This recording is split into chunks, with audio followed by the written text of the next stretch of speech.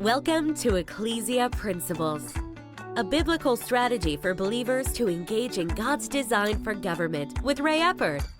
Hello, glad you could join us again today. We're taking this season, since we're in the Christmas season, to talk about scriptures that relate to Christ and government, the governmental aspect of Christ.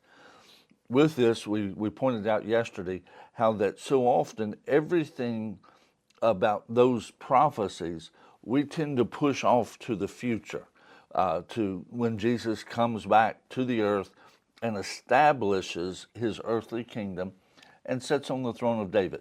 We push it off until then, and it's really like when we read a scripture about it, and we'll hear a lot of those during this Christmas season. And I'm hoping that as you hear them this year, that as we talk about some of this, that you'll hear them in a new way.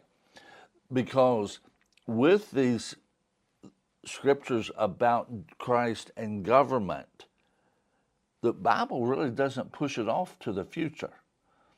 Now, there is an aspect that is future. His physical presence here is. But his relationship to government isn't future, it's present. Let's read from Psalm chapter 2, and we'll look at verses 7 and 8. And if you read the entire psalm, you'll see, especially in the beginning, that it really is a psalm prophetic about Christ, and how that, if you would, they were opposed to God and Jesus, the Father and the Son, and they were trying to thwart his plans. You know, why did the heathen rage and the nations imagine vain things? And that they opposed his anointed one. All of that really got fulfilled in the crucifixion. But in verse 7, he begins to talk, and we see something that is, if you would, post-cross. It says, I will declare the decree. The Lord has said to me, you are my son. Today I have begotten you. Ask of me, and I will give you the nations for your inheritance, and the ends of the earth for your possession. Now, at that point, especially when we read that first part of verse 7, many times people don't have a point of reference to that time frame. When is the Father saying that to Jesus?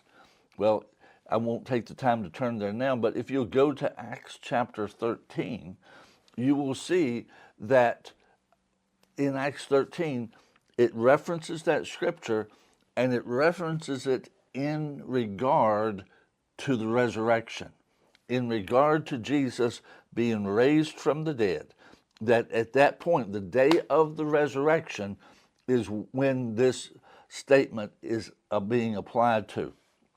And so the verse after that, then we would know, is also post-cross.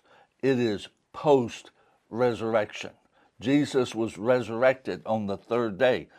And he says in verse 8, ask of me, and I will give you the nations for your inheritance. The Father said to the Son, ask me for the nations and I'll give them to you as an inheritance. He says, and the ends of the earth for your possession. The day that Jesus was resurrected, and if you'll recall, he met Mary in the garden, and he said, touch me not, for I'm not yet ascended to my Father. You see, Hebrews tells us that Jesus had to present himself to God for judgment.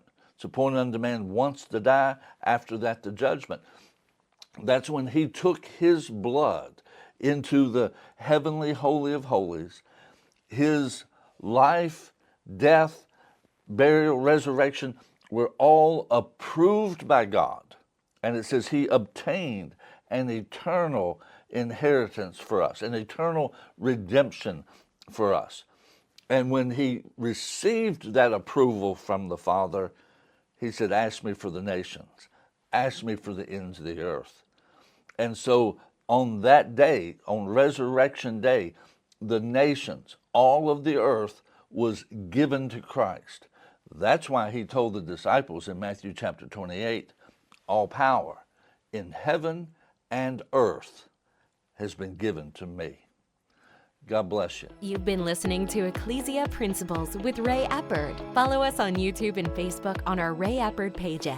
This program was brought to you by Victory Worship Center and World Outreach. Services Sunday 9 o'clock and 11 o'clock, 200 Hammond Lane, Stanton, Virginia.